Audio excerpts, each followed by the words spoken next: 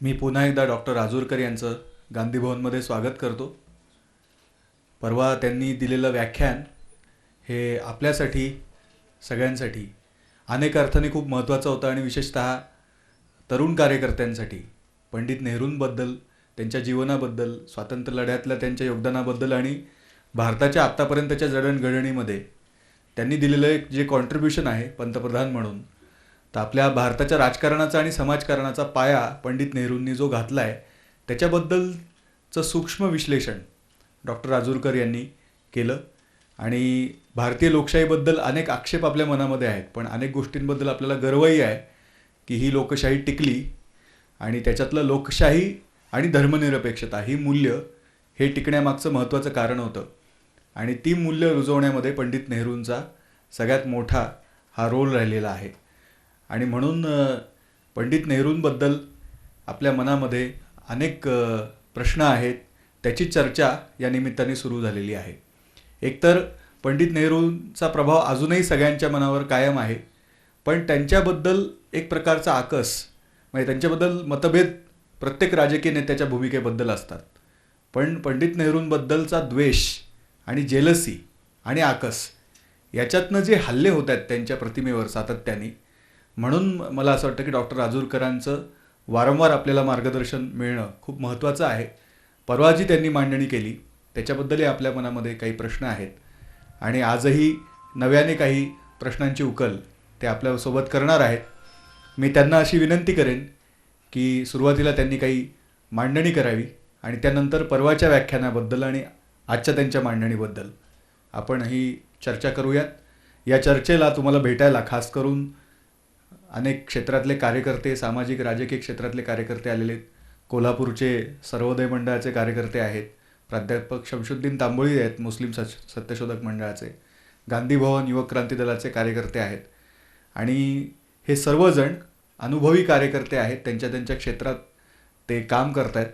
आणि म्हणून तुमच्याशी संवाद होऊन बाहेर समाजामध्ये काम करताना पंडित नेहरूंबद्दलच्या अनेक प्रश्नांना योग्य पद्धतीने ते उत्तरं देऊ शकतील. तर मी तुम्हाला अशी विनंती करतो डॉक्टर राजूरकर की तुम्ही सुरुवातीला काही मांडणी करावी आणि त्यानंतर मग आपण प्रश्नोत्तराला सुरुवात करूया. हे सगळं आपण रेकॉर्ड करतो याच्यासाठी कारण इथे वारंवार मिनी थिएटरमध्ये लोक येत असतात आणि त्यांच्यासाठी आपण फिल्म्स दाखवत असतो आणि आपल्याकडे जे कार्यक्रम होतात त्याच्यातली प्रश्नोत्तरं कार्यकर्त्यांसाठी खास करून खूप उपयुक्त ठरतात. म्हणून ही प्रश्नोत्तरं आपण रेकॉर्ड करून ठेवणार आहोत आणि ही पुढच्या इथे व्हिजिटला येणाऱ्या लोकांसाठी उपयुक्त ठरतील. तर मी तुम्हाला विनंती करतो की आपण सुरुवातीलाच प्रश्न आपण घेऊया. परवाचं जे व्याख्यान झालं त्या संदर्भात काही प्रश्न आपल्या मनामध्ये असतील तर आपण विचारा. आपलं नाव सांगा, आपला प्रश्न विचारा, जेणेकरून आपण चर्चेला सुरुवात करूया. सर नमस्कार, माझं नाव शरद पानसे. परवाचं आपलं व्याख्यान फारच उत्कृष्ट झालं आणि पंडितजींबद्दल अनेक मुद्द्यांवर चर्चा करता येईल किंवा त्या अनेक वादग्रस्त मुद्दे वगैरे पण आहेत. तर सर्वात महत्त्वाचा आणि सर्वात बहुतेक लोकांच्या मनात जो कायम असेल तो म्हणजे चीनचा प्रश्न. चीन भारत किंवा भारत चीन हे जे युद्ध 1962 साली झालं त्याचं मूळ कारण हे भारत चीन सीमावाद हे आहे. आता आपण स्वतंत्र झालो 1947मध्ये आणि चीनमध्ये क्रांती होऊन कम्युनिस्ट सत्ता आली ती 1949. म्हणजे सर्वसाधारण 2 वर्षाच्या अंतराने एकाच वेळेला हे 2 देश स्वतंत्र सार्वभौम राष्ट्र म्हणून त्यांचा उदय झाला. आणि त्यावेळी दोन्हीकडे आपल्याला पण म्हणजे भारतात पण आणि चीनमध्ये पण हे कल्पना होती किंवा माहीत होतं की भारत चीन सीमा जी आहे पूर्ण पश्चिमेपासून पूर्वेकडे मॅकमोहन रेषा आणि पश्चिमेकडे अक्साई चीन वगैरे, तर ती काही त्याच्याबद्दल सहमती नाही किंवा ज्याला म्हणतात डिमार्केटेड अँड डिलिमिटेड बॉर्डर अशी ती नाही आहे. तर विशेषतः भारत सरकारचं हे पहिलं काम असायला पाहिजे होतं की नको की ती सीमा परस्पर विचारविनिमय करून डिलिमिट आणि डिमार्केट करून घ्यावी. म्हणजे कारण गुड फेन्सेस मेक गुड नेबर्स. तर हे का नाही झालं आणि याच्यामध्ये पंडितजींची भूमिका नेमकी काय होती या विषयावर? Would it be all right if I answer the question in English? Yes yes very much. कारण म्हणजे मी असं ऐकले बऱ्याच ठिकाणी वाचलं आहे की पंडितजींची नेहरूंची भूमिका अशी होती की there is nothing to negotiate. असं होतं का? Firstly, this is not true. हां It was not Nehru's. Nehru did not think that the matter was not controversial. He had the idea that the matter was controversial. Nehru was interested in other countries right from, say, 1927 onwards. In fact, he was the head of the foreign department of the Congress party, just as Jai Prakash Narayan was interested with the labor department of the Congress party. Whenever there was any question relating to other countries, Gandhiji used to say, Jawaharlal is the right person, you better ask him about this. So his study of international matters was profound, and there is no reason to think that he did not apply his mind to the question of this Indo-China border. The point that you have to remember here is that our legacy was the British legacy, and even the best friends of Britain would not say that Britain was not an imperialistic nation. They had imperialistic designs, and Nehru thought that perhaps his legacy was a controversial legacy, that maybe a part of China was usurped by the British. So Nehru said, let us discuss this matter. After all, you cannot decide these things in a day or two when the border extends for miles and miles together.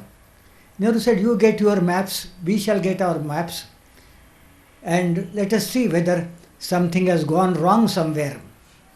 So the approach was one of negotiations. More so because Nehru wanted very friendly relations with all countries, especially the neighboring countries. So the discussion went on.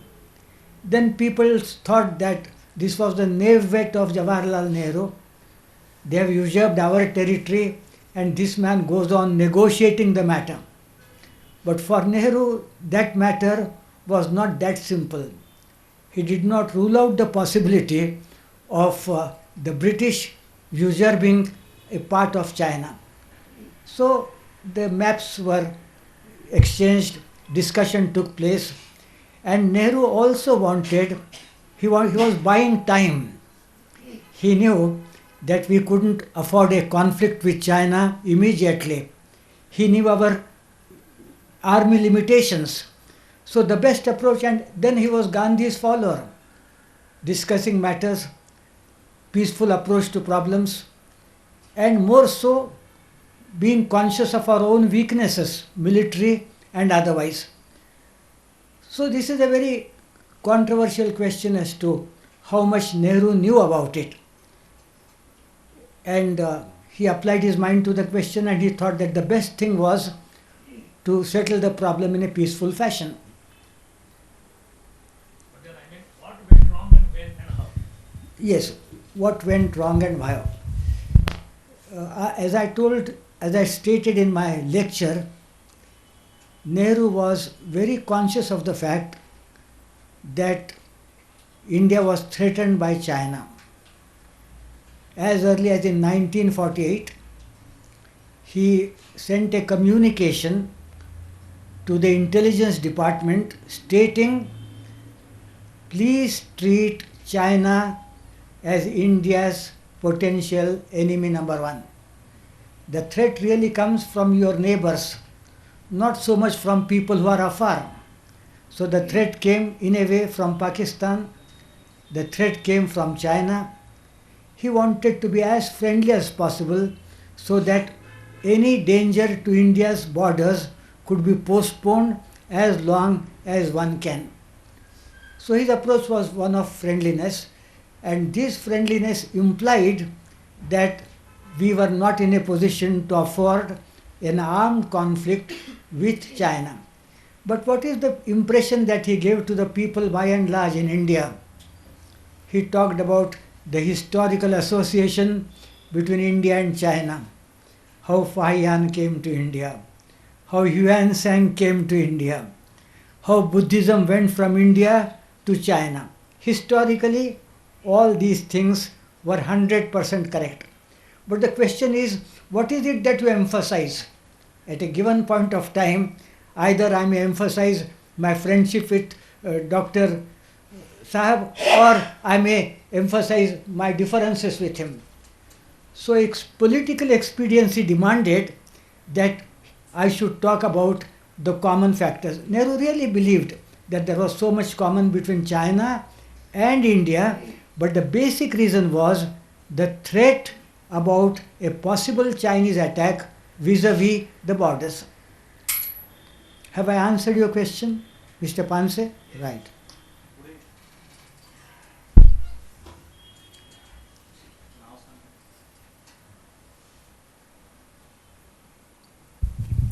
Hello, नमस्कार. माझं नाव Dhanaji Nalawade.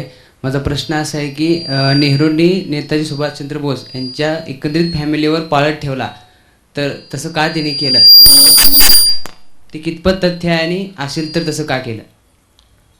For one thing, the Prime Minister is not directly connected with these things.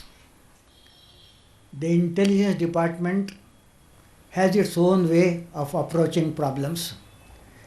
You see, the basic suggestion implied in all these questions is that Nehru had something to do with it. Granting that Nehru was responsible for preventing Subhash Chandra Bose from coming to India, that all this was a result of his instructions, what prevents the BJP government today from declassifying all these documents? That would be to their advantage. This would be the best opportunity to malign Nehru and say that you admire a person who did not allow Subhash Chandra Bose to get into India. But the point is, no government is prepared to declassify these things for certain other reasons. The matter is delicate, but I am 100% sure that it has nothing to do with Jawaharlal Nehru. Otherwise, this is the best opportunity for them to defame Nehru further, because they don't lose any opportunity to do so.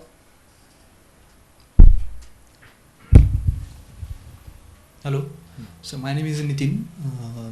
My question is, what is Nehru's stand regarding the separation of India? Partition. Pandit Nehru's stand. You see, the stand was that India should not be divided. That was the stand of Mahatma Gandhi. That was the stand of Jawaharlal Nehru, Vallabhbhai Patel. Nobody wanted the partition of India. But at a certain point of time, at a certain stage, we had two alternatives. Alternative one, a united India with a very weak center. Alternative two, partition of the country and making the country strong with a strong center. Now I will make a mention of only one fact.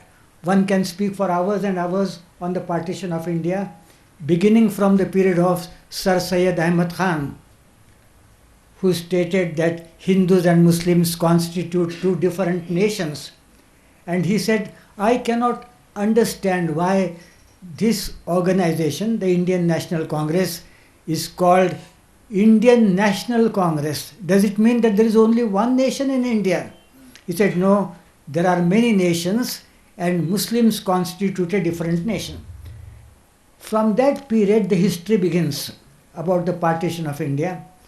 One step, I will not say that Congress went wrong there, but I will say that the British succeeded in their strategy. I am not giving the entire history because the entire history will cover 1 or 2 hours. In 1906, the All India Muslim League came into existence. Muhammad Ali Jinnah had nothing to do with it. He was a member of the Congress party at that time, And the person who founded that organization was Sir Aga Khan. And in the month of October that year, there was a representation on behalf of the Muslims to the British government. Of course, the British always encourage these things. Maybe the British put this idea into their minds, in the minds of the Muslims. The representation was, we constitute a different nation and therefore we should have separate electorates. Separate electorates means that the contestants as well as the voters belong to the same community. When that happens, you don't place a national view before the electorate. You will say something which your community wants to hear, and because you want to get their votes. So that was a very dangerous step which was taken. The Viceroy was too happy to agree to it, and as per the Act of 1909, separate electorates for the Muslims became a part of the statute, the Act of 1909. At that time, Bal Gangadhar Tilak was in Mandale. Gopal Krishna Gokhale had agreed to separate electorates only to a very, very small extent. But Lord Morley and Minto evidently did not like Gokhale's suggestion, and separate electorates were totally accepted. Now the question before Tilak was released in 1914. The Lucknow session took place in 1916. Now what was he to do? Muhammad Ali Jinnah was in the Congress at that time, and he was also the president of the All India Muslim League. And both the sessions took place at Lucknow at the same time. And therefore Tilak said, we are at Lucknow. Made a pun on the word Lucknow. So everybody was happy. Jinnah, a trusted leader, he enjoyed the trust of Gokhale, he enjoyed the trust of Tilak. In fact, Jinnah used to say that my ambition in life is to become a Muslim Gokhale. But things changed, and we need not go into that. That would be a subject of another lecture. Jinnah went to Tilak and others and said, sir, what is it that we gain at this stage by opposing separate electorates? Separate electorates are already a part of law. If we oppose separate electorates at this time, the Muslim community will move away further from the Indian National Congress. If I may give an example, a young man gets married to a girl of his liking. The parents say that we shall have nothing to do with you. Please walk out of our house. Then in a year or two they have a child. Then others go and say to the parents, now what is it that you are going to gain by this? It's a matter of fact, it's something that it is a part of history. They are married, you have a grandson now. So nothing is gained by opposing separate electorates. Tilak agreed to it, and because there was nothing that they could do. And these separate electorates was an important factor for India's partition. Now, what was your question? Something else? Nehru stand. You see, one very important matter which is not taken into account by most of the people is, on the 20th of February 1947, Clement Attlee, the Prime Minister of England, made a very historic statement. And what was that statement? The statement was, we shall leave India latest by 1948. Whether there is any settlement between the major parties of India or not, that is not our concern. In case the major parties don't agree, in case there is no settlement between the Muslim League and the Congress party, we shall hand over the power to whoever is available and we shall leave the country.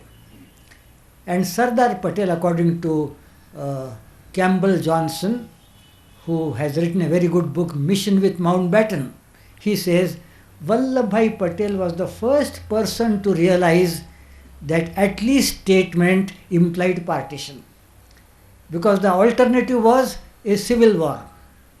You have to choose because we are going away. Do whatever you want to.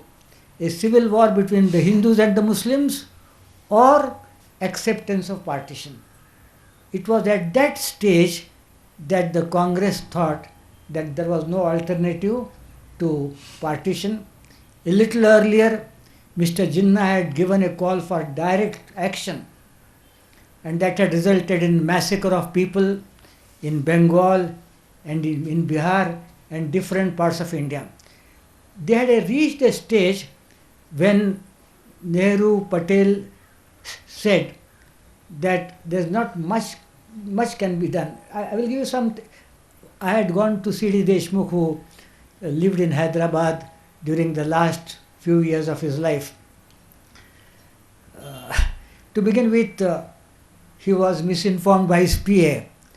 The PA had told him that I was a scholar in Arabic and Persian. And he started discussing the Persian grammar and the Arabic grammar, and it took some time for me to get him into the political field. So what he said about Sanyukta Maharashtra, etc., I will not talk about it. Firstly, because it is not relevant. Secondly, because his answers wouldn't make you too happy. The point was about India's partition. He said Gandhiji was opposed to the partition of India. I said, sir, so was Nehru and so was Vallabhbhai Patel. No, Gandhiji especially was greatly opposed to partition. I said that Gandhiji was present when the Congress Working Committee took a decision vis-a-vis partition, and there is no evidence to show that Gandhi strongly objected that.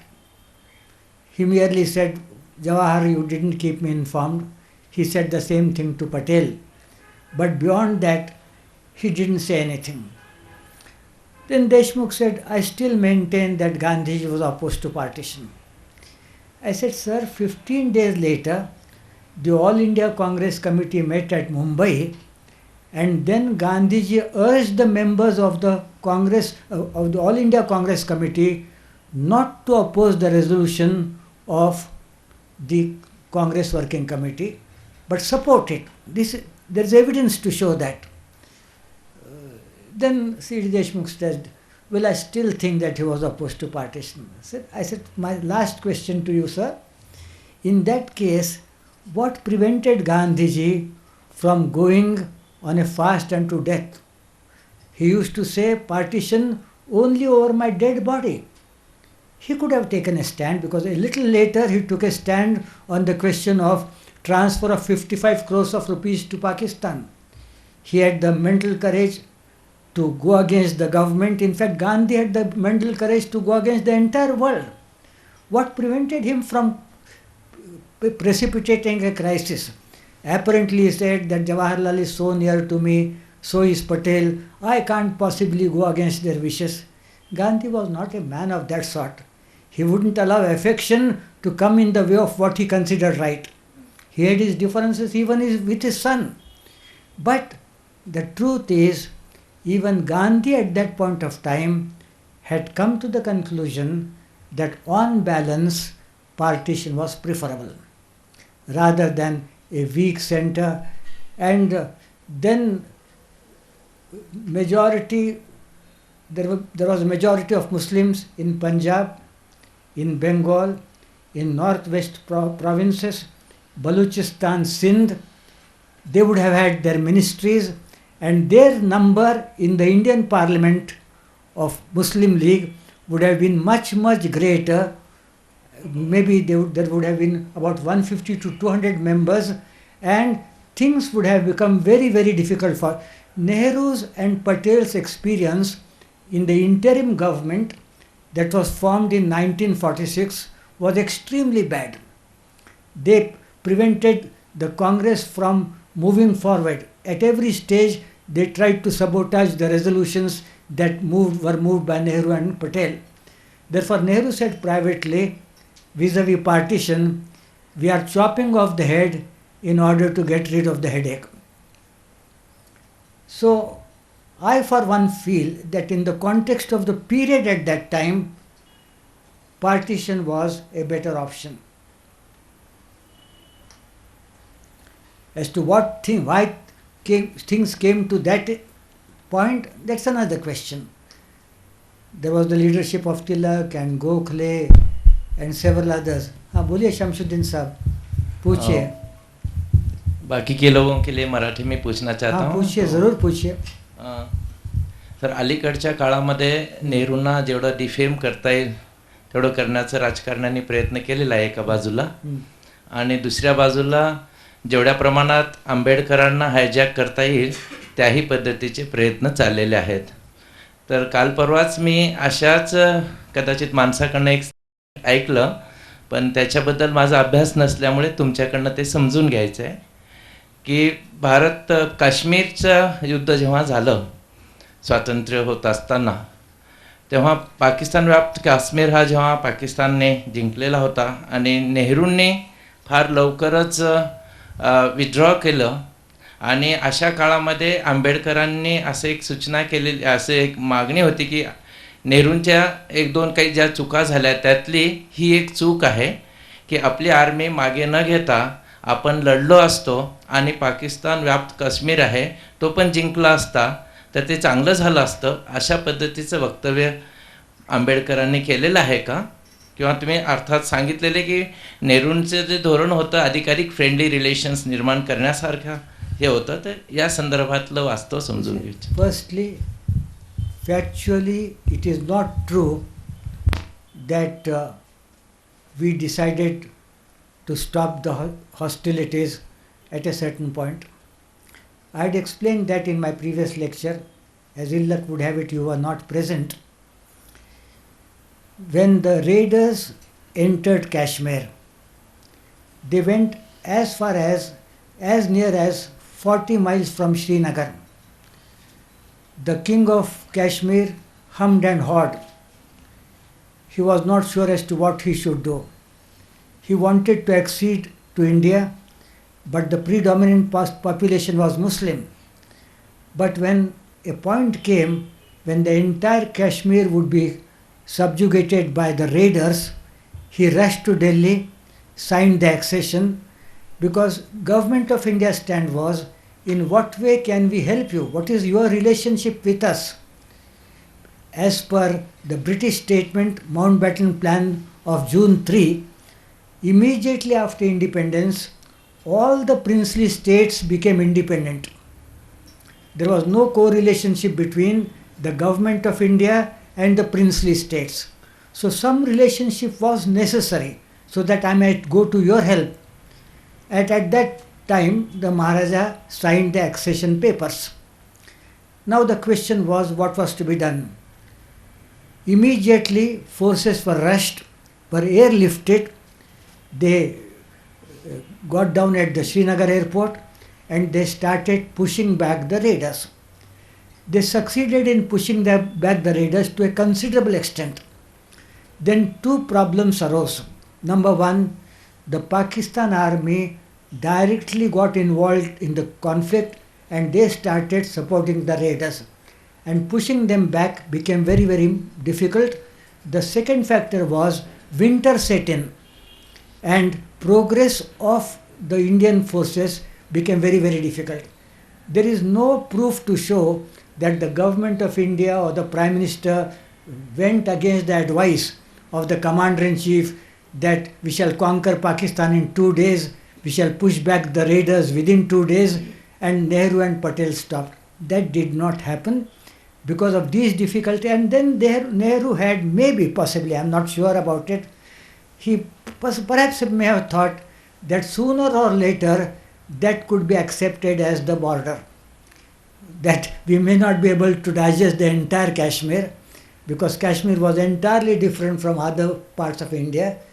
And in the partition of India, please remember, took place on the basis of religion. That's a bare fact. Muslim areas went to Pakistan, Hindu areas came to India. So, whether we like it or not, with all our ideas about what should be and what should not be, the bare truth is the country was divided on the basis of religion. So Jinnah thought that, well, Kashmir should come to us, an area with predominantly Muslim area, and the Maharaja was not ready to do so.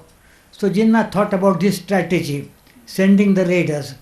Then they were supported by the Pakistan army. So these are the complications of the entire matter. Have I answered your question, Mr. Shamsuddin? Right. tell you.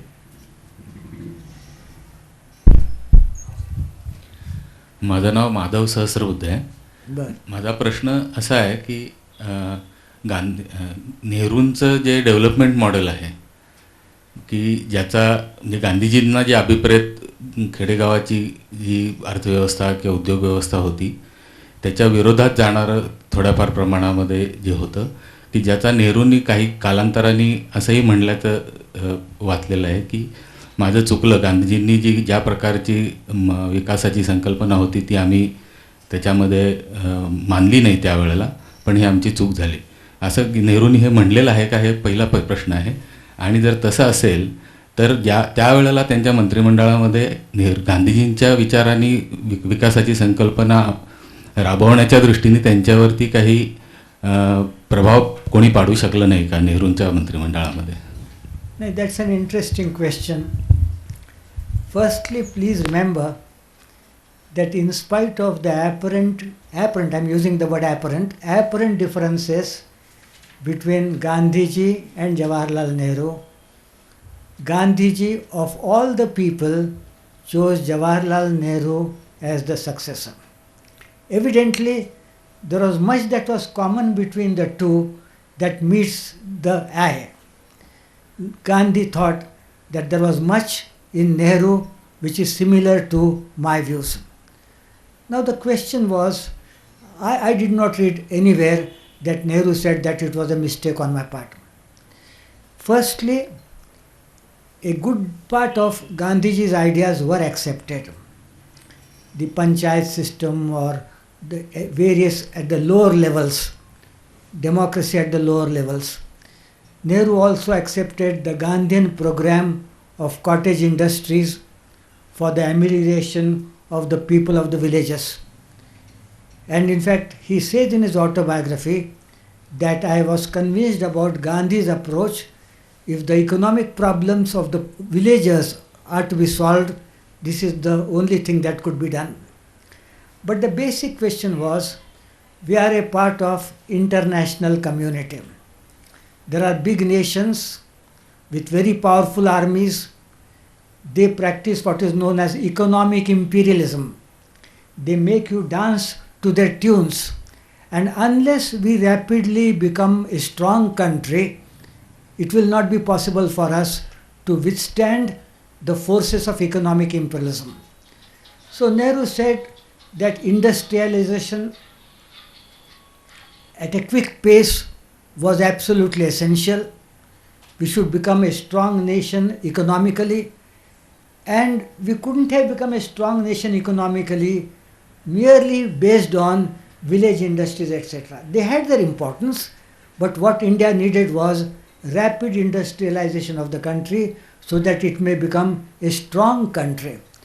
And one interesting thing is, if you go through the resolutions of the Indian National Congress, or if you go through the statements of Mahatma Gandhi, there is no evidence to show that many of the resolutions, any resolution of Nehru was opposed by Gandhiji.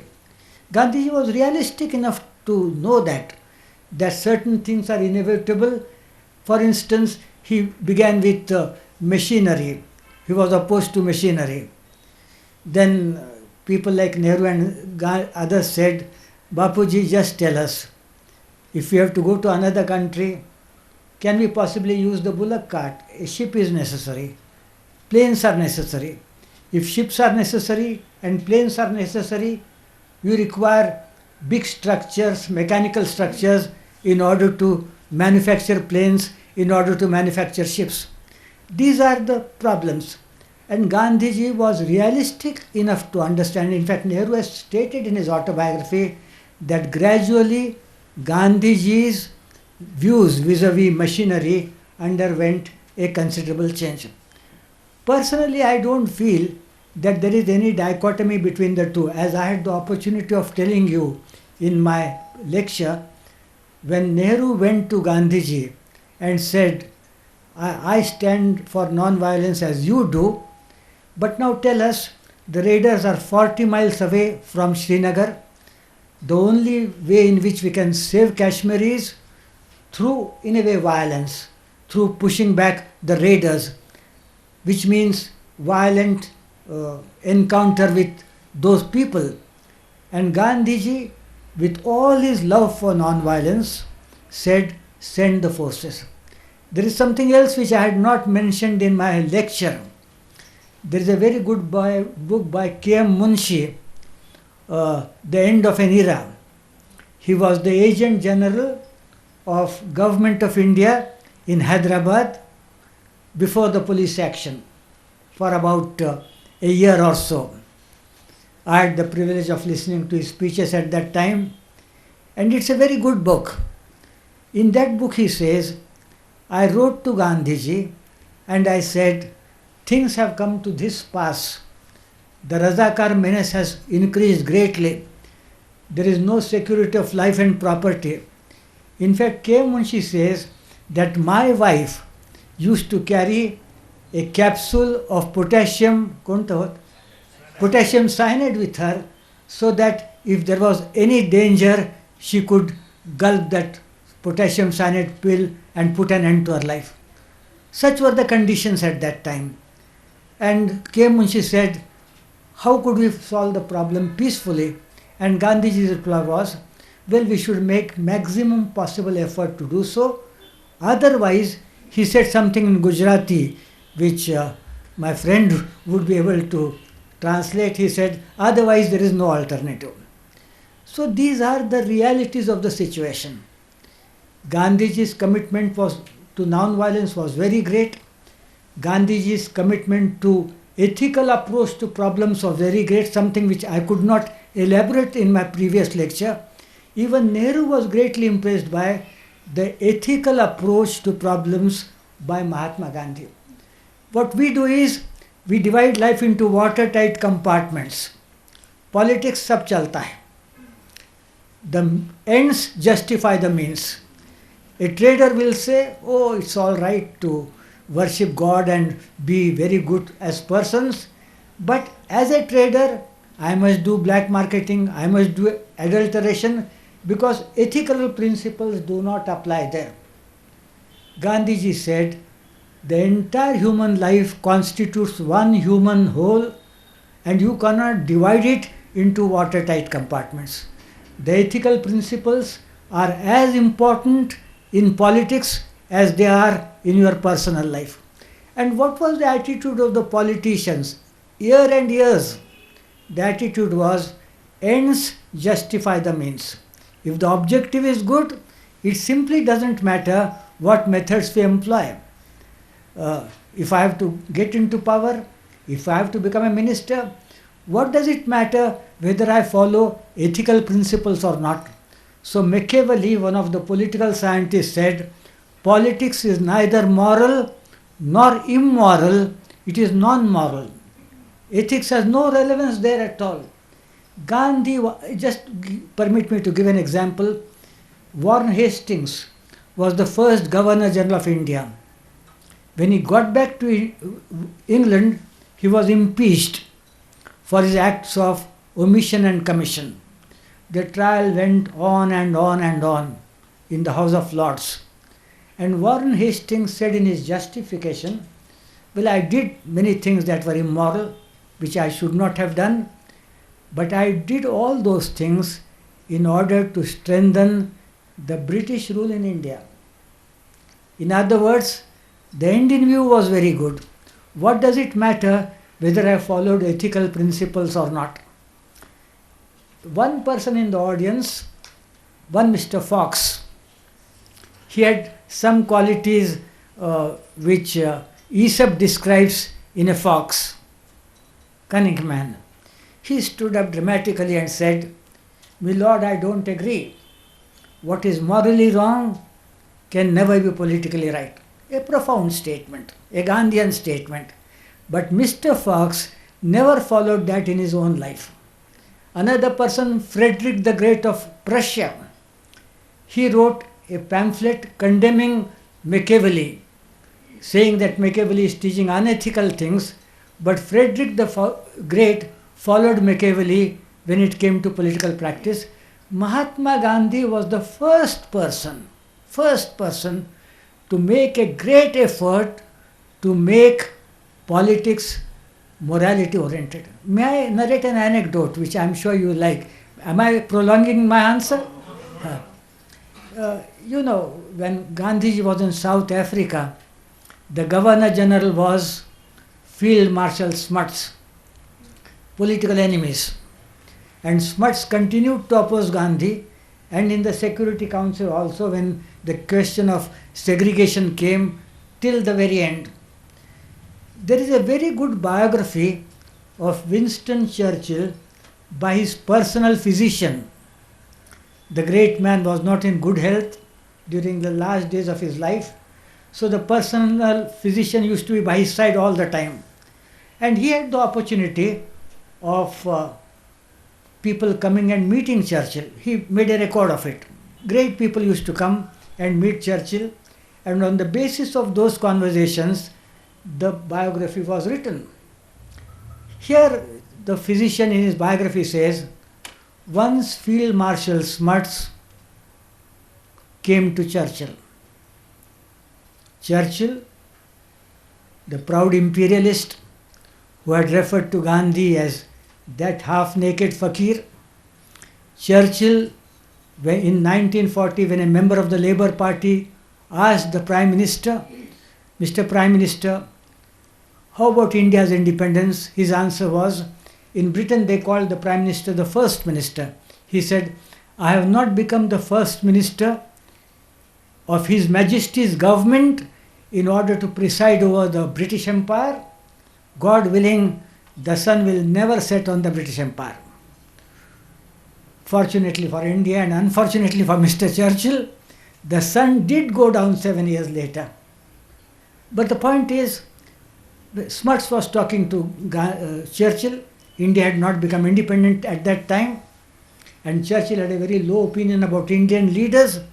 Smuts said, "Winston, shall I tell you one thing?" Churchill says, "What is that?"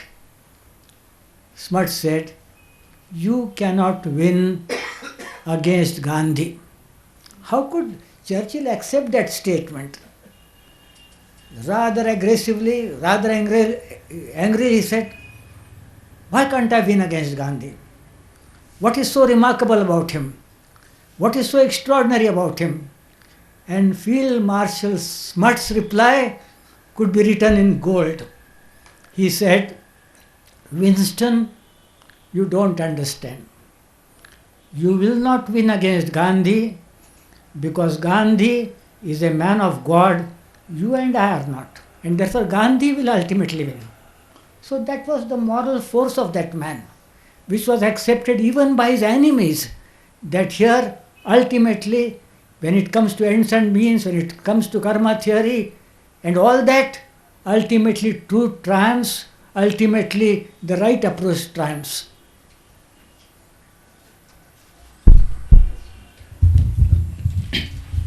माझा प्रश्न ते महात्मा गांधींच्या उपोषणाचा जो आपण उल्लेख केला 55 कोटीच्या संदर्भामध्ये, तर महात्मा गांधीची भूमिका होती हे बरोबर आहे, पण त्यांचं जे उपोषण होतं असं सांगितलं जातं आहे की ते जे उपोषण होतं त्यावेळी जे हिंदू मुस्लिमांचे दंगे चालू होते आणि त्याविषयी अस्वस्थ होऊन त्यांनी केलं होतं, आणि 55 कोटी पाकिस्तानला देण्याचा निर्णय झाल्यानंतर देखील ते उपोषण 3 दिवस चालू होतं, आणि तिसऱ्या दिवसानंतर ते उपोषण ज्यावेळी सगळ्या हिंदू मुस्लिम नेत्यांनी एकत्र येऊन त्यांना आश्वासन दिलं की आम्ही शांतता पाळू आणि दंगे करणार नाही, त्यानंतर महात्मा गांधींनी ते उपोषण सोडलं. म्हणजे ते उपोषण 55 कोटी पाकिस्तानला देण्यासाठी नव्हतं, तर एक शांतता निर्माण व्हावी यासाठी होतं असं सांगितलं गेलेलं आहे अनेक पुस्तकामध्ये. तर ते नेमकं काय? आणि दुसरं असं की सरकारची किंवा नेहरूंची त्या बाबतीतली अशी भूमिका होती का 55 कोटी पाकिस्तानला देऊ नये, आणि गांधींनी किंवा लॉर्ड माउंटबेटननी आल्यानंतर त्याच्यामध्ये बदल झाला असं आहे का? No. Firstly, Nehru and Patel thought that these 55 crores of rupees would be misused by Pakistan. A war was in progress and they will misuse that money, and that money would go for expenditure on the army in Pakistan. Therefore, at this stage, it need not be given. That was their stand. Number two, Gandhiji's opposition was not merely vis-a-vis transfer of 55 crores of rupees. The agenda was a larger one. And in the context of that agenda, I will agree with your view that Gandhiji thought that if I start a fast on this matter, in other ways also things might improve.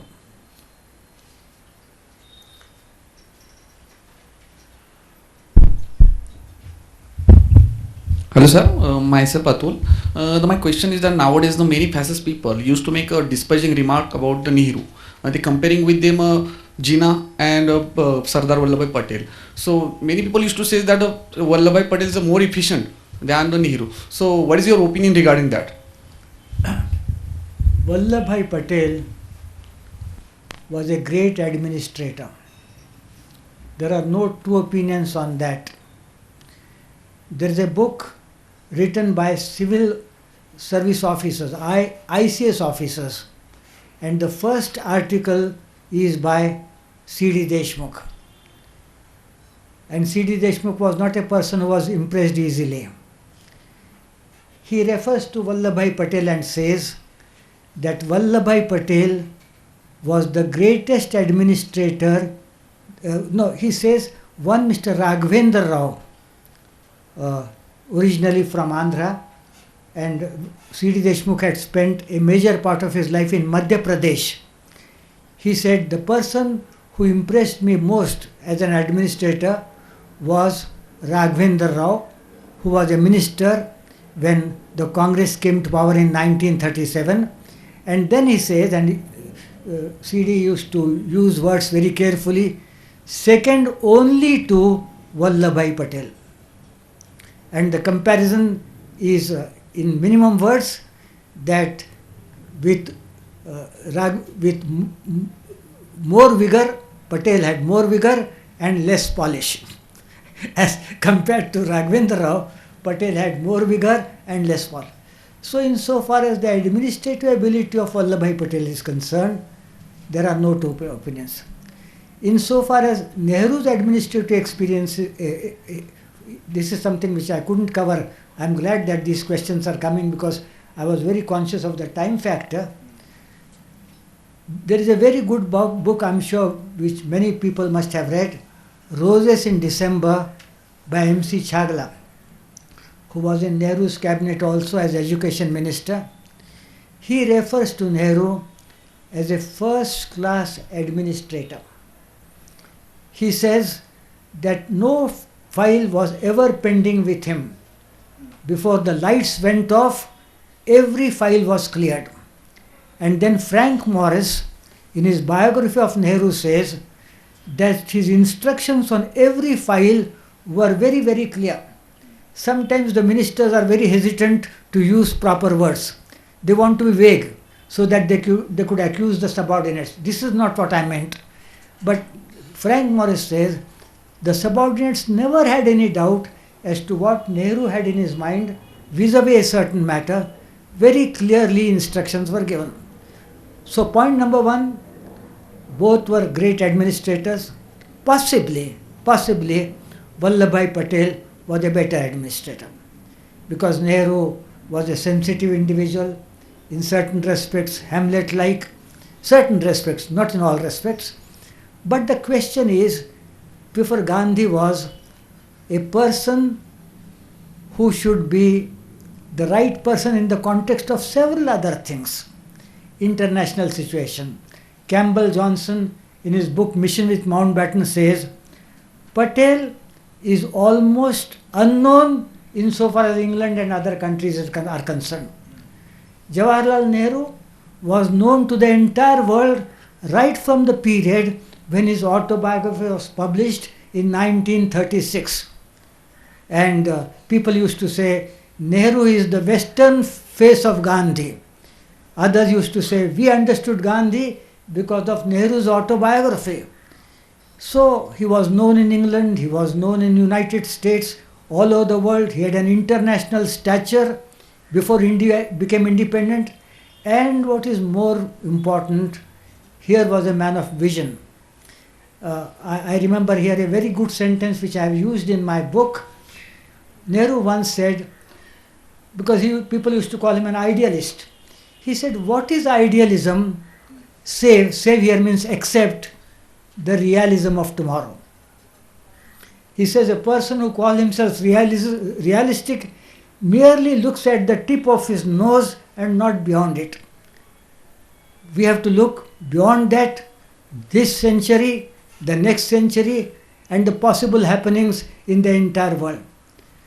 When Gandhiji supported Jawaharlal Nehru for the presidentship of the Indian National Congress in 1929, one of the sentences was, he is a man of vision and he can visualize what is going to happen in the coming generations. This was Gandhi's assessment. So on balance, taking everything into consideration, Gandhiji thought that Jawaharlal Nehru would be a better choice, and that he would push forward his basic ideals, peaceful approach to problems and other things.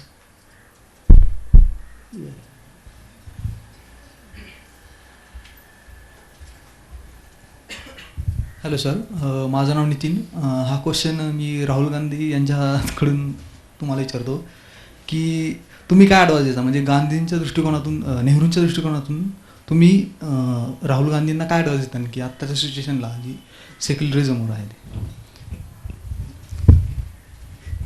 Now, everybody knows what Nehru stood for. So the question is whether other people have the conviction and the commitment to translate Nehru's ideas into practice. It's for you to decide. Sir, एक प्रश्न वारंवार आम्हाला रोज social networking साईट्सवर उत्तर ज्याचं द्यावं लागतं WhatsApp आणि फेसबुकवर, की नेहरूंबद्दल वैचारिक चर्चा नाही करता आली तर त्यांच्या पर्सनल लाईफबद्दल सातत्याने उकरून काढायचं काहीतरी. हे गांधींबद्दल पण केलं जातं, नेहरूंबद्दल पण केलं जातं. मला असा कोणी प्रश्न विचारला तर मी हे सांगतो की त्या व्यक्तीच्या सामाजिक राजकीय भूमिकांबद्दल आपण चर्चा करू. पण आज ही चर्चा होणार आहे म्हणून एका जलतज्ञाने मला फोन करून विचारलं की तुम्ही हा प्रश्न राजूरकरांना विचारा की नेहरूंचं वैयक्तिक जीवन, खास करून lady माउंटबॅटनबद्दल. That's really very, very unfortunate. I personally feel extremely pained at the attacks on Gandhiji, especially Gandhiji's experiments in regard to brahmacharya and etc. Now, your question is about Nehru, but I will speak a little about Gandhiji also. If you accept the fact that Gandhiji's life was an open book, there is nothing that he has concealed from people in his autobiography. He has told us that he committed theft. He has told us that he used to eat non-veg food. Not that there is basically anything wrong about it, but that was something which was a taboo in his family.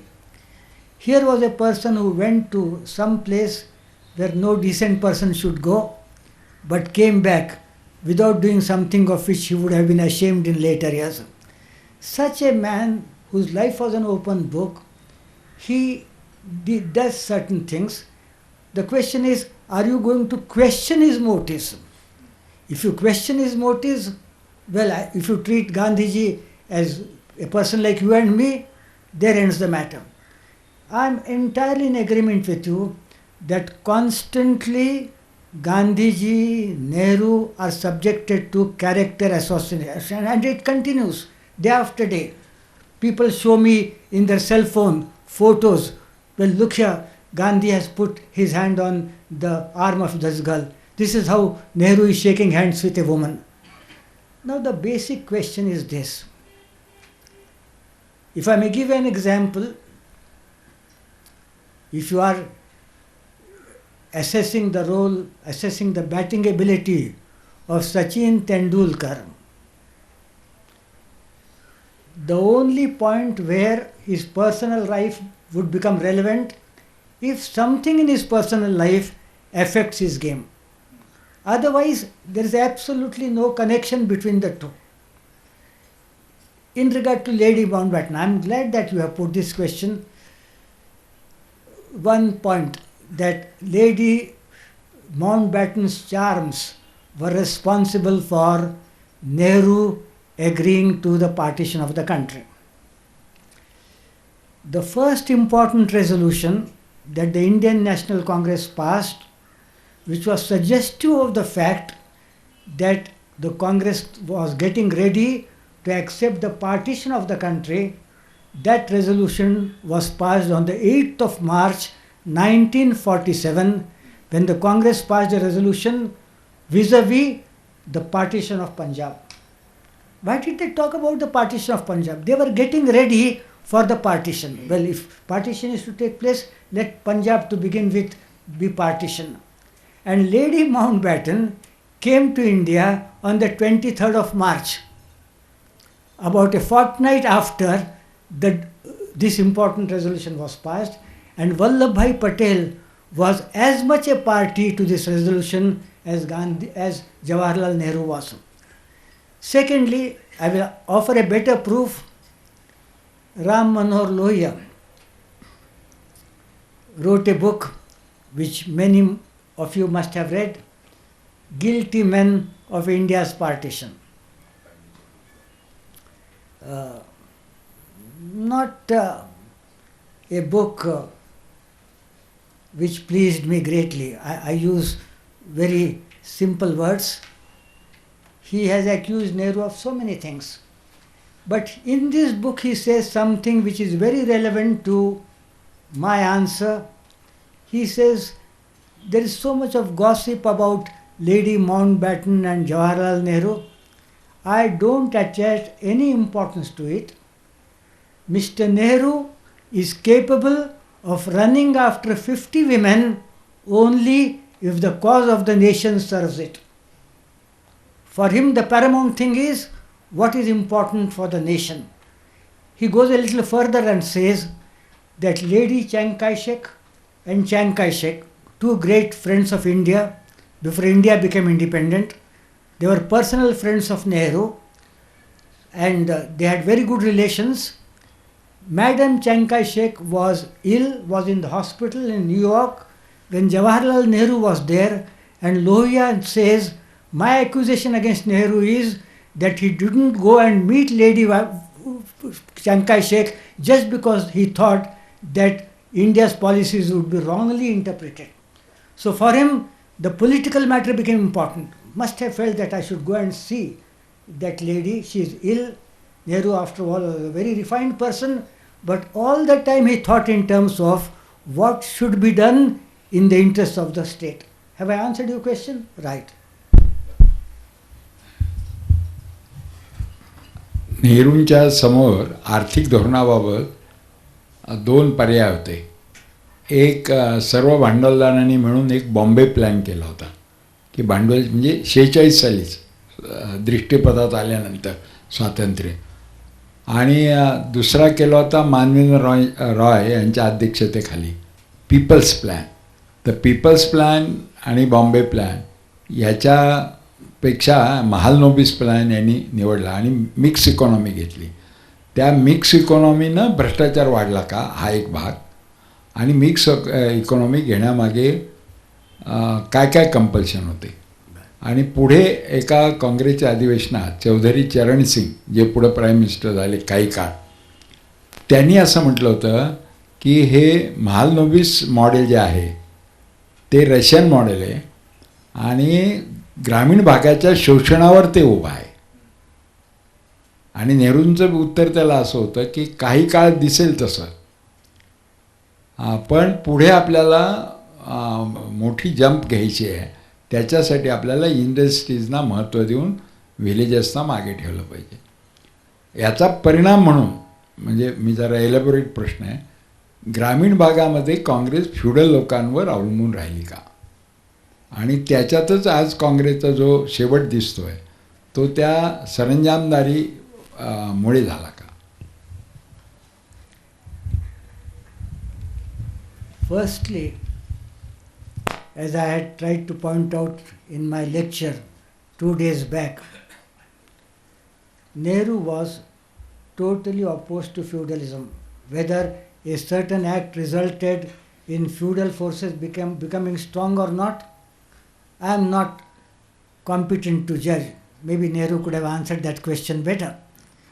But he was opposed to feudalism, and therefore not only he opposed the continuance of the princely states, which were the relics of feudalism in the pre-independence period, but he moved a resolution in the Lucknow session of the Congress vis-a-vis abolition of zamindari and other landlord systems which he thought came in the way of economic equality. So he was opposed to all these things. In fact, he went to the extent of saying that no compensation need be paid to the zamindars. Later on, he modified his statement and said that only minimum possible compensation should be paid. Part 2. When the Tuber Mende, a French person, asked Nehru about mixed economy, which he followed in the first few years of independence, Nehru's reply was, I am not too enamored of isms. He said in day-to-day administration, isms do not very much come in. He gave a very good example which I couldn't repeat in my lecture.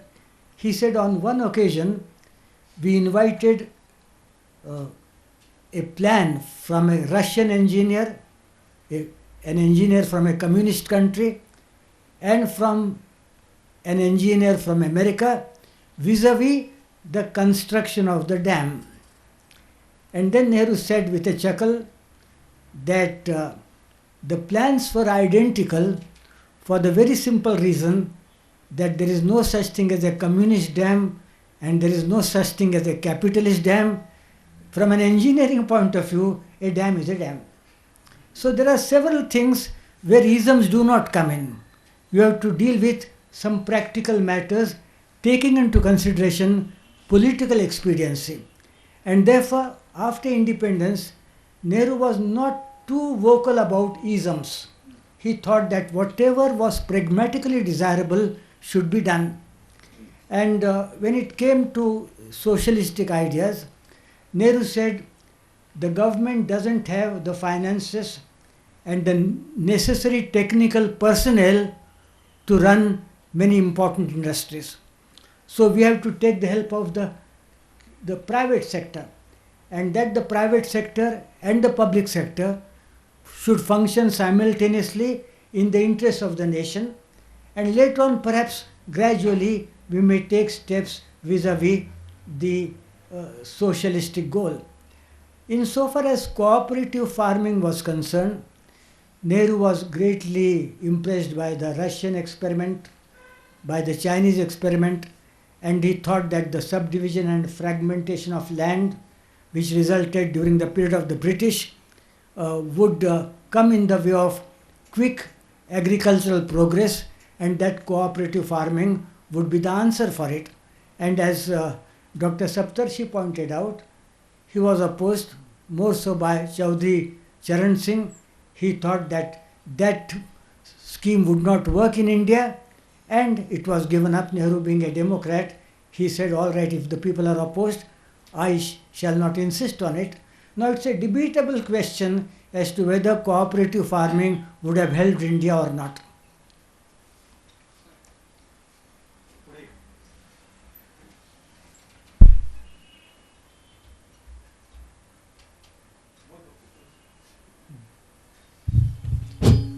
माझं नाव श्रीरंग लाळे. माझे 2 question आहेत.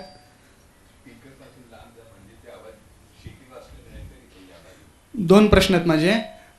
पहिला, ज्यावेळेस drafting कमिटीमध्ये कॉन्स्टिट्यूशनची तयारी होत होती त्याच्यावेळेस drafting कमिटीमधले जे member होते त्याच्यामध्ये जे आर्टिकल 17 टाकलं आपण अनटचॅबिलिटीचं, त्यावेळेस त्याच्यामध्ये कॉन्फ्लिक्ट होतं आणि त्या कॉन्फ्लिक्टमध्ये नेहरूंचा थोडासा निगेटिव्ह ॲप्रोच होता असा आरोप केला जातो. त्यात कितपत तथ्य आहे? आणि दुसरी गोष्ट म्हणजे नेहरूंचा काँग्रेस पक्षाबद्दलचा कोणता व्ह्यू होता आणि त्या व्ह्यूनुसार देशाला तशा पक्षाची गरज आहे किंवा तो आता तसं मार्गक्रमण करतोय का? आणि जर करत नसेल तर त्याबद्दल तुमचे ॲडवाईस काय असेल? नेहरूंचा विरोध होता का नव्हता ते मला माहीत नाही त्या आर्टिकल 17 बद्दल वगैरे. पण when it comes to the Congress ideology, well, the Congress stood for secularism, Congress stood for democracy, Congress stood for egalitarian society. But please remember that the Congress party as such was not a suitable instrument to put these ideals into practice. It was a heterogeneous organization. Everybody was under the Congress umbrella because people agreed with the final objective of India's independence. You couldn't have put an end to that party all of a sudden. Here I may point out, with all my respect for Mahatma Gandhi, and there is no person who I have respected more than Gandhiji. Even in my own personal life, Gandhiji's impact is tremendous. But when Gandhiji suggested the dissolution of the Congress party and the something like that, replacing it, I thought that that was a decision which was not in the interest of India. The Congress party was known in every nook and corner of the world, India.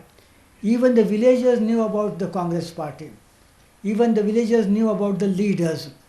It had its branches even in the villages. All of a sudden you put an end to that party, and what the country needed was a strong party during the transitory period to put our ideals into practice. That would have resulted in complete chaos, and people wouldn't be in a position to know what was to be done. So that, from my humble point of view, was the right decision by Patel and Nehru. आणखी काही? Now, one advantage of these questions is certain things which I couldn't refer to because of the paucity of time have come to the surface. Bola. Sir, a slightly different question. Bola. The recent book by A.G. Nurani, The Destruction of Hyderabad, I'm sure you must have read it. In general, what do you think of Nurani's position? And more particularly, what is the truth about the Sundarlal report? Or rather, what is dealt with in that report? Right. I don't quite exactly remember as to what Nurani's viewpoint was vis-a-vis Hyderabad. Did he by any stretch of imagination suggest that Hyderabad should have retained its place? Yes. What Nehru and Patel called cancer in the belly of India. How could we have an independent state within the state? A state. There is some mythical Hyderabadi culture. I will talk about the Hyderabadi culture. I am myself in a way product of it. So. Nurani makes much about Sundarlal report. Right. So these are the three questions. Question number one, it was totally out of question to retain Hyderabad as an independent state. Why should it have been made an exception? Yes. When we had made other states, as many as 500, a part of India, why should our attitude have been different? An independent state within Hyderabad, within India, that was something which could easily be ruled out, Nurani or lack of Nurani. Question number 2. What was your second question? About Hyderabad culture. That is, I mean, you can say the third one. Second is about Sundarlal report. So, you see, Sundarlal's report is not the only report that the government has not published. In the interest of the people, a large number of reports were not published, taking into account the possible national and international reactions. So probably what Nurani has in his mind is, But I mean, did any massacre take place? Santo. You see, there are two sides, two dimensions. Dimension number 1, and I'm not saying this as a Hindu. My friends in Hyderabad say that you are so pro-Muslim that you can get elected even from the Charminar constituency. So nobody can accuse me of anti-Muslim sentiments. I can speak for hours in Urdu, a public speech. I write articles in Urdu. I have composed poetry in Urdu. I know about 400 Urdu couplets by heart, right from Mir to Sahir Ludhianvi and Kaifi Azmi. I studied in a school in which only 3% of the students were Hindus, and the remainder, and more than 50% of my friends are Muslims even today. Only recently in the Siyasat Daily, my interview was published in 2 installments. So that's one part of it. Are you trying to ask me whether there is whether there was such a thing as Hyderabad culture? Yes, that is, of course, In a way, yes. And that Hyderabad culture influenced the people of the Telangana area, which now has become an independent state, the Marathwada area, the Kannada area. So there was something different about it. You know, even a feudal structure has certain good things about them. In a feudal structure, there is no insecurity. If somebody becomes an MLA or minister, he would be in a hurry to accumulate as much of money as possible because he wouldn't be sure as to what would happen to him next time. ते कोण नंतर vice president झाले? Krishnakant was the governor of Hyderabad, Andhra Pradesh, and he used to send for us for discussion. So once he said, मैंने एक MLA से पूछा कि आप पब्लिक के लिए कुछ काम क्यों नहीं करते? तो उसने जवाब दिया कि देखिए साहब, अब मुझे इलेक्शन लड़नी है, उसके लिए 50 लाख 1 करोड़ का कुछ मुझे इंतज़ाम करना पड़ेगा, तो उसके लिए उसका कुछ इंतज़ाम करना पड़ेगा।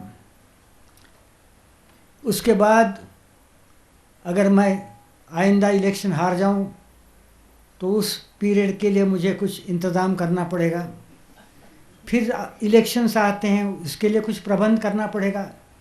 ये सब करने के बाद तो पब्लिक सर्विस ही करना है, और क्या करना है? तो कशावर निघाले? हाँ, in the feudal structure we used to have the Nawabs of Hyderabad and some Hindu people occupying important positions. Economically they were secure, they had jagirs, so they could afford to be broad-minded. They could afford to promote culture. They used to arrange the programs of great singers. They used to arrange cultural programs. They had many Hindu subordinates. Somebody used to go and say, नवाब साहब मेरी बेटी की शादी है, आपकी बेटी की शादी है, अच्छी बात है, इतने पैसे ले जाइए.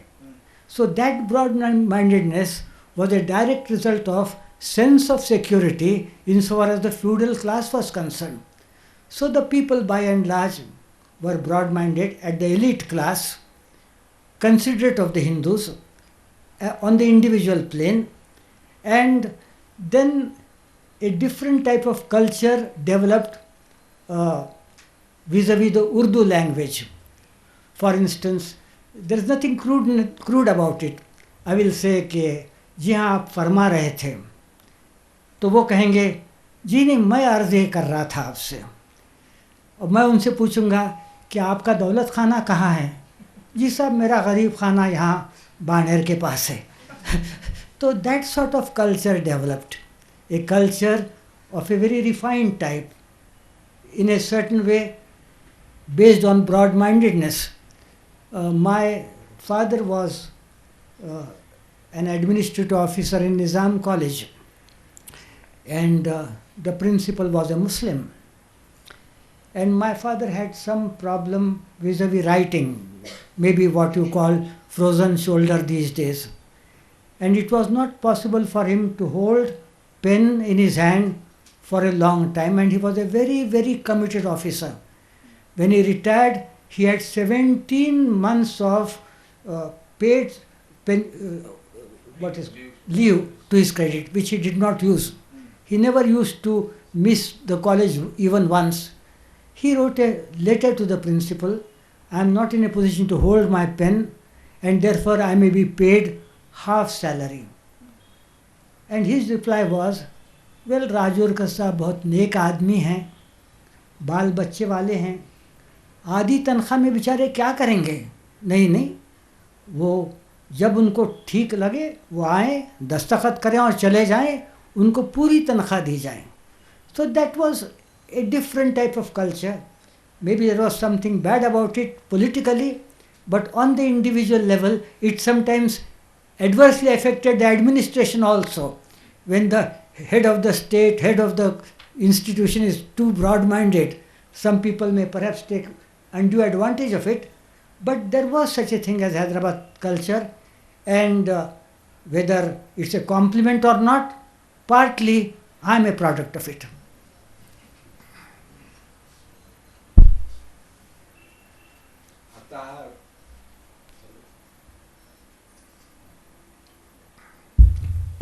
थर्ड तुमचा थांबा, त्यांचा तिसरा प्रश्न राहिला आहे about Sundarlal. You see about that Sundarlal report, possibly the report says that a large number of Muslims were killed after the Hyderabad police action, which could be true. It could be that many innocent Muslims lost their lives. But may I say with all objectivity that the Hindus during the Rajurkar period suffered greatly at the hands of Rajurkars. Many of my personal relatives suffered, their properties were taken over, some people were killed in different parts of Marathwada. So it was a reaction. Whether the reaction should have been that severe, whether the innocent people should have been killed, that's a totally different matter. But it was a reaction, and if a large number of Muslims were killed at that time, it is very unfortunate, but these things happen when the entire country or entire area is under stress and strain. झालं ना उत्तर तुमचं? वेगळा विषय निघाला म्हणून त्यातलं विचारतो की निजामाचे सर्व ॲडमिनिस्ट्रेटिव्ह प्रमुख माणसं ही हिंदूच होती. एकबोटे जज होते वगैरे वगैरे. तर खूप त्यांच्या चांगली नाती होती. तर जशी काश्मीरमध्ये काश्मीरी तयार झाली, आजसुद्धा अतिरेक्यांना आम्ही भेटलो म्हणजे हुरियत वगैरे, तर ते सांगतात आम्ही मूळचे पंडितच आहेत, आम्ही हे जे उद्योग करतो ते मूळ आमचं पंडितांचंच आहे आणि पंडित जगात कुठेही गेला तरी भारीच असणार, असं त्यांचं एक असतं. पण विदाऊट पंडित काश्मीरला काय अर्थ नाही, म्हणून आम्ही त्यांना आणायचा प्रयत्न करतो. म्हणजे हे जे त्या काश्मीरी आहेत त्यांना आपण म्हटलं तुमची मुस्लिम संस्कृती का, नाही म्हणतात आमची काश्मीरी आहे, ही वेगळी आहे. तसं हैदराबादला का डेव्हलप होऊ शकली नाही, म्हणजे असा द्वेष का राहिला इतका, एवढं लिबरल असूनसुद्धा? The first thing is, and the administration was not liberal. I'm sorry to say that. Hyderabad had a population of 1 crore 70 lakhs at the time of police action. And please don't misunderstand me. I'm the last man to say things unfavorable to the Muslims. In the administration, in terms of percentages, 88% of the population was Hindu population. 10% of the population was Muslim population. The remaining 2 Christians and others. And in the administration, this is a statement which I am making, which is statistically true. In administration, 88% were Muslims and hardly 10% Hindus. What is the point in Nizam saying that the Hindus and Muslims are my 2 eyes? Evidently, one eye was very much bigger than the other eye. So statistics talk about themselves. Even in small matters, Hindus did not have privileges. If a Ganesh was to be installed, or if one had to go through a long procedure before the permission was given. Civil liberties were totally denied. And therefore, in 1938, there was a movement for civil liberties in Hyderabad, and people from outside also offered satyagraha in Hyderabad. Vande Mataram couldn't, the Usmania University students couldn't sing Vande Mataram in the hostels, with the result that in 1938 the Vande Mataram strike took place, and P.V. Narasimha Rao and others who were students at that time left Usmania University and joined the Nagpur University. So that way there was no justice. How could you, in fact,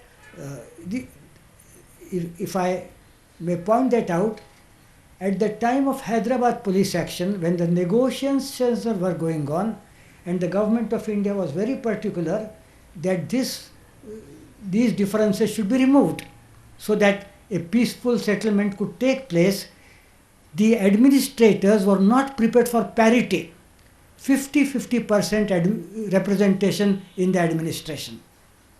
And their belief was, well, Hyderabad was founded by the Muslims, it is a Muslim state, and therefore the Muslims will enjoy all facilities. One very strange suggestion that was made to the Nizam was, somebody said to Nizam, you can't change the ratio of the population through conversion or getting some people from UP and other places. The other alternative is, and I think Sir Aga Khan made that suggestion, why don't you become the ruler of Kashmir and let the ruler of Kashmir become the ruler of Hyderabad. So the community and the ruler belong to the same religion. So to all that, you see, our relations were very friendly with the Muslims on the social level. We used to go to them on the Eid day. They used to come to us on the Diwali day. But you know what Jawaharlal Nehru calls contradictions in British rule. The British policy in India was one of exploitation. But individual enlightened officers came to India and they tried to do something good for the people. So we had that dichotomy in Hyderabad also. Some of the good people who were in the administration tried to do good for the Hindus, but the official policy was to maintain that ratio. And that was the reason as to why there was, and maybe this is an unkind thing to say, but there were great rejoicings when the Hyderabad police action took place. आणखी काही? एमआयएमच्या बाबतीत हां, त्यावेळी MIM होते आणि आता आहे, तर त्यामध्ये काय फरक आहे आणि कसं परत एमआयएमला इतका बढावा कसा मिळतो? In fact, no, Owaisi, Asaduddin Owaisi is actually challenging the सांगतो. You see, I have here Mr. Shamsuddin, I have here Anwar, and the statement that I am making, of course, these two are exceptions. There is no question of their not liking the statement. But the trouble with the Muslims always has been its vulnerability to the religious slogan. So long as Muhammad Ali Jinnah was in the Congress, there was no support by the Muslims to Muhammad Ali Jinnah. The moment he started talking about Hindus and Muslims being two nations, Islam being in danger, this man became the leader of the entire Muslim community. A person who ate pork, whose wife was a Parsi, who did not know a single word of Urdu language, possibly his immediate ancestors were Hindus. So this is unfortunately the vulnerability of the Muslim people, with the result that people like Hamid Dalwai could not succeed, people like Shamsuddin could not succeed, people like Anwar are facing difficulties. So that happens. काय होता तो प्रश्न exactly? Now MIM is gaining popularity because of the same exploitation of the Muslim sentiment. And some of the speeches which Akbaruddin Owaisi delivers, I have heard the recorded speeches, they are reminiscent of the speeches that Qasim Razi used to deliver before Hyderabad police action.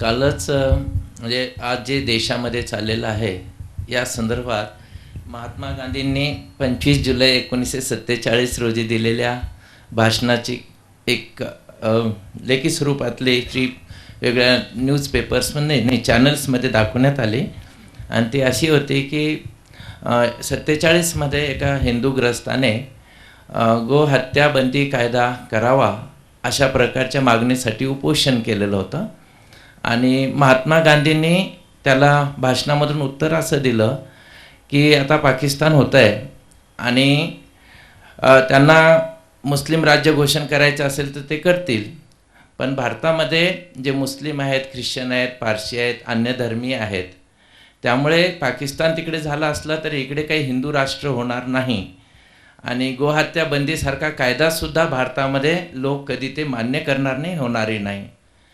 मग नंतर मला असा प्रश्न पडला की भारतीय संविधान जेव्हा doctor बाबासाहेबांच्या नेतृत्वाखाली निर्माण झाले आणि त्याच काळामध्ये पंडित जवाहरलाल नेहरूंसारखे पंतप्रधान होते, अशा काळात डायरेक्टिव्ह प्रिन्सिपलमधल्या 48व्या कलमामध्ये गोहत्या बंदी करण्यात येईल भविष्यामध्ये, अशा प्रकारचं येणं हे कितपत आणि कशा त्याची काय पार्श्वभूमी असू शकते? कारण गांधीजी, आंबेडकर आणि नेहरू अशांच्या हातामध्ये देशाची सत्ता आणि भविष्य स्वप्न दाखवणार असताना हे कसं काय अस्तित्वात आलं? All that I can say is Gandhiji's views in regard to the killing of cows had a different background altogether. If you go through Gandhiji's speeches, you will realize that he was not looking at this problem from a religious point of view. Now, if different interpretations are given, it's another matter.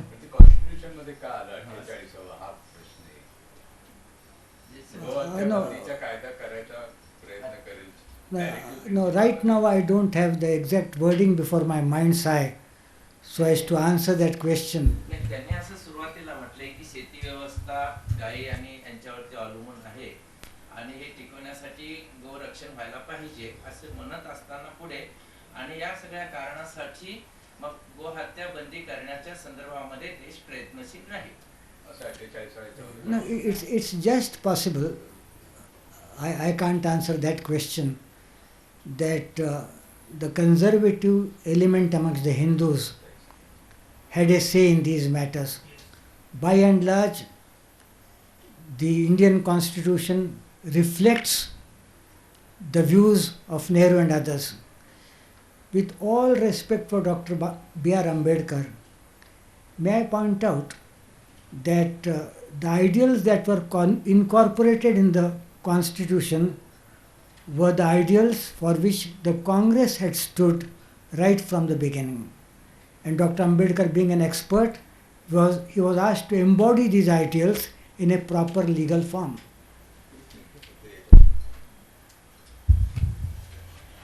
आणि ते याच्यामध्ये 48व्या कलमामध्ये जे सांगितले त्याच्यामध्ये साधारण शब्दरचना अशी आहे की जे दुभती जनावर आहेत आणि शेतीला उपयोगी असलेली जनावर आहेत त्या जनावराच्या हत्येवरती बंदी घालण्याच्या संदर्भामध्ये योग्य तो कायदा केला जाईल.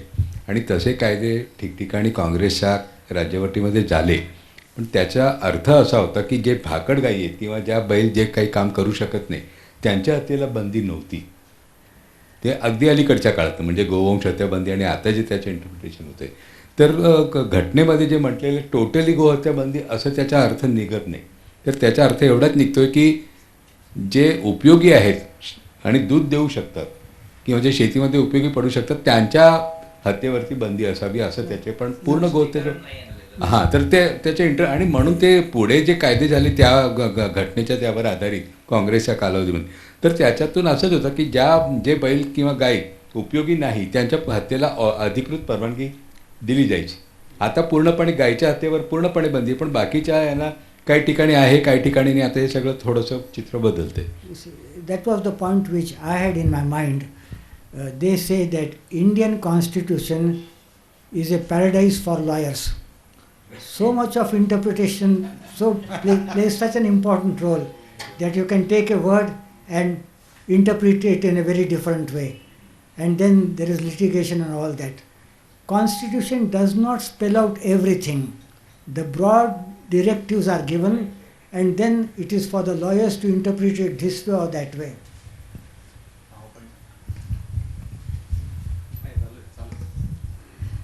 Myself, Cecilia Carvalho. I just want to ask you a different question. Like, Pandit Jawaharlal Nehru was a good poet. He's a creative writer. And at the same time, he was a good administrator. What do you think? How he would have managed to do all the things so efficiently? And the second question is, on the Independence Day, he in his speech, he told that this is a tryst with destiny. So he was so dependent on destiny or something like that. It just No, he meant it only in the historical perspective, not in the astrological perspective. That we had a certain objective in mind and we are reaching that objective and it is for us to fulfill our commitments, all that. No astrology was involved here. He wasn't a great believer in astrology.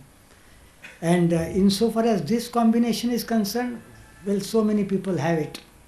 Faiz Ahmad Faiz, the Urdu poet, wrote beautiful poetry. At the same time, he was a part of the Rawalpindi conspiracy case. We had in Hyderabad Maghdum Mohyuddin, wrote beautiful poetry. Some of you must have heard some of his songs. Which one is that? कोणता येते? लता मंगेशकर आणि तलत अजीजनं म्हटलेलं फिर छिड़ी रात है या बारात फूलों की. Beautiful artistic poetry. And this man was a member of the Communist Party and he had taken arms against the government. So these things combine in a man. Strong artistic ability with the same time strong commitment to a certain cause. Lord Byron, a great poet, but he took part in political activity because those strong urges result in action of different types. Incidentally, she is a good poet. Arshi, त्यांना असं सांगायचं असं की logically प्रत्येक poet चांगला administrator. right. There is a great scope for that too, logically. Since somebody is a great poet, hypothetically it's possible that that person could become a good politician also. Politician in the good sense of the word. सांगा. नाही ऐकू येते, ठीक आहे, सांगा. बरं बरं बरं. हां.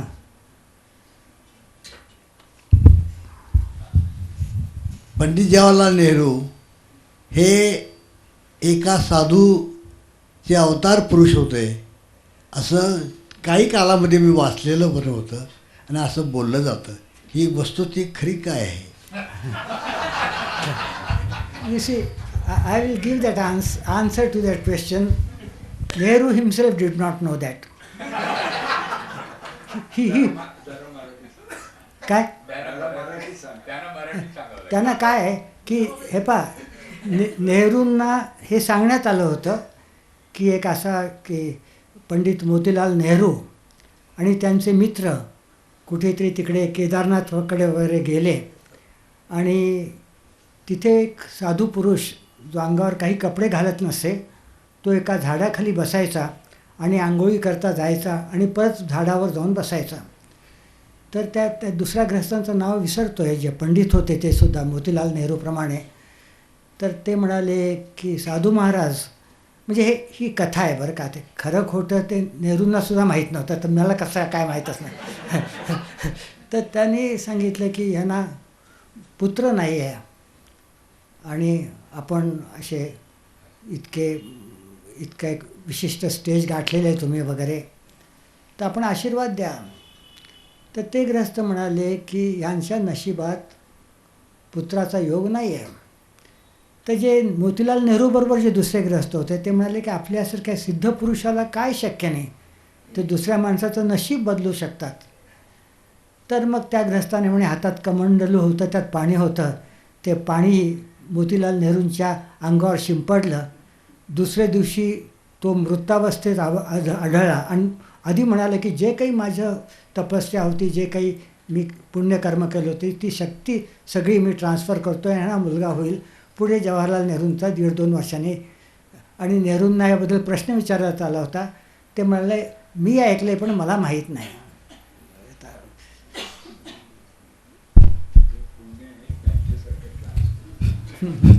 पुण्य ट्रान्सफर. सर प्रश्न थोडा व्यापक आहे. तुम्ही आत्ताशी मगाशी बोलताना असं म्हणाले की महात्मा गांधींचा सक्सेसर म्हणजे यश खेचून आणण्यावर विश्वास होता तो फक्त या सगळ्या नेत्यांमधून पंडित जवाहरलाल नेहरूंवर जास्त होता. मग गांधीजींना जे खेड्याचं चित्र, ग्रामीण भागाचं चित्र जे अपेक्षित होतं की कशा प्रकारचं असावं, तिथं त्यांनी असा संदेशही दिला होता की खेड्याकडे चला. तर मग ते पंडित जवाहरलाल नेहरू पंतप्रधान होते तोपर्यंत ते कितपत सत्यात उतरलं आणि त्याच्यानंतर त्याला उतरती का लागली, ती का लागली, आणि ते जर पुन्हा आहे असं करायचं असेल तर त्यासाठी काय करता येईल? नाही, तो फार वेगळा प्रश्न आहे तो, त्याचं मी काय उत्तर देणार. पण नेहरूंच्या काळामध्ये खेड्यापाड्यांकडे लक्ष दिलं गेलं आणि गांधींच्या पुष्कळशा कल्पना त्यांना मूर्त स्वरूप आलं होतं, हे खरं आहे. काँग्रेसचे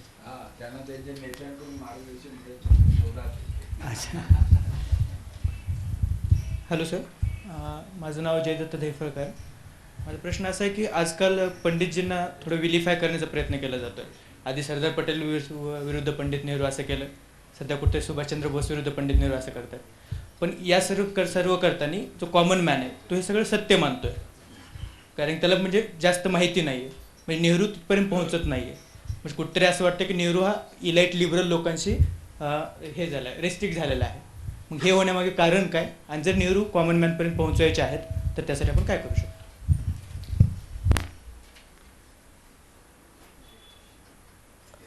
मला असं वाटतं की नेहरूंबद्दल योग्य माहिती तरुणांपर्यंत पोहोचली पाहिजे. कारण ते काय, आता ते ब्रेन वॉशिंग चालू आहे. सातत्यानं असं सांगण्यात येतं की प्रत्येक वाईट गोष्टीकरता नेहरू हे जबाबदार होते. तर हे काही दिवसांनी ते असत्य सत्य बनतं. तर ज्यांना माहिती आहे त्यांचं हे कर्तव्य आहे की त्यांनी या तरुणांना सांगितलं पाहिजे की वस्तुस्थिती तशी नव्हती, वस्तुस्थिती अगदी वेगळी होती. अशीच चालू राहील, पण पुढचं नियोजन पण आहे आणि सरांना पुढे काही लोकांना भेटायला सुद्धा जायचं आहे.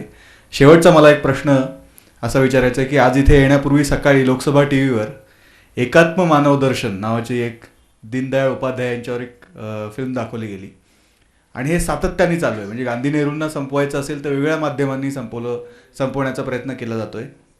मोदी सरकार आत्ता असं करतं आहे की नेहरूंचं नावच घ्यायचं नाही असं एक करतं आहे.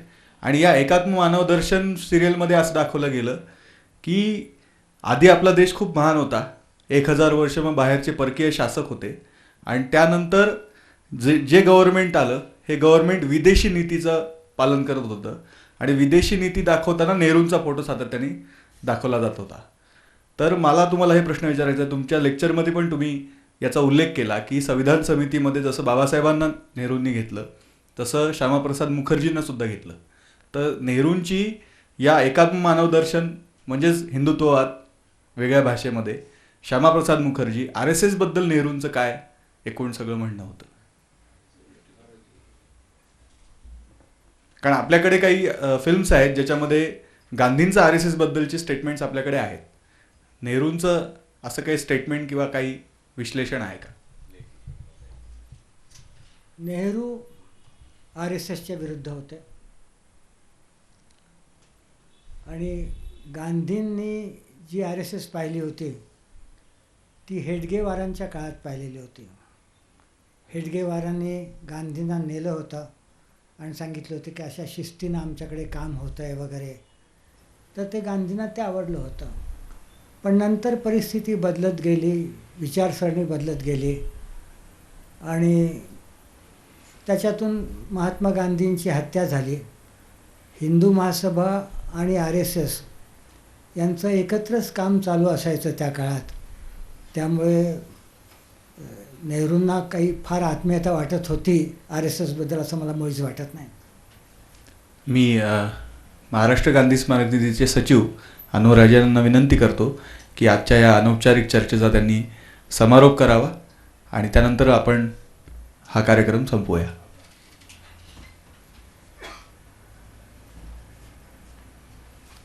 या इतक्या सुंदर चर्चेचा वेगळा समारोप करण्याची गरज नाही आहे. आमचे अध्यक्ष पण इथे आहे, डॉक्टर कुमार सप्तर्शी, आमच्या विश्वस्त सिसिलिया कारवालो पण इथे आहेत. त्यांच्या सगळ्यांच्या वतीने आणि इथे उपस्थित जी उत्सुक विद्यार्थी आहे की ज्यांना देशाच्या भवितव्याबद्दल चिंता आहे, ते फक्त अभ्यासू नाही तर याच्यातले बहुतेक मुलं ही चळवळीमध्ये सहभागी आहे, सक्रिय आहेत. तर हा जो इतिहास समजून घेण्याचा भाग आहे तो चळवळीमध्ये पुढे आपण कुठली भूमिका घ्यायची त्या दृष्टीने फार उपयोगी पडेल. तर ही चर्चा त्या दृष्टीने आयोजित केली होती. या प्रकारच्या वेगळ्या चर्चा आपण आयोजित करू. स्वातंत्र्य चळवळीचा इतिहास योग्य पद्धतीने समजून घेणं हे आपल्या सगळ्यांच्यासाठी खूप गरजेचं आहे. तो विकृत करून सांगितला जातो आहे, म्हणून त्याचं सत्य शोधणं आणि पुढच्या राष्ट्राची वाटचाल कुठल्या दिशेने करायची त्याचं मार्गदर्शन त्याच्यातून घेणं ही आपली काळाची गरज आहे. मी आपल्या सगळ्यांच्या वतीने राजूरकर सरांच्या मनापासून आभार मानतो आणि त्यांना विनंती करतो की अधूनमधून या प्रकारची चर्चा ज्यावेळी आपण अधूनमधून पुण्यात येत असता काही आपल्या वेगळ्या कामासाठी देखील, तर थोडाफार वेळ दिला तर त्या वेळच्या राजकीय परिस्थितीवरती चर्चा करायला आम्हा सगळ्यांना आवडेल आणि ही चर्चा वाया जाणार नाही. तर याच्यातून जी काम करणारी मुलं त्यांना काही ऊर्जा आणि काही दिशा मिळायला उपयोगी पडेल. धन्यवाद.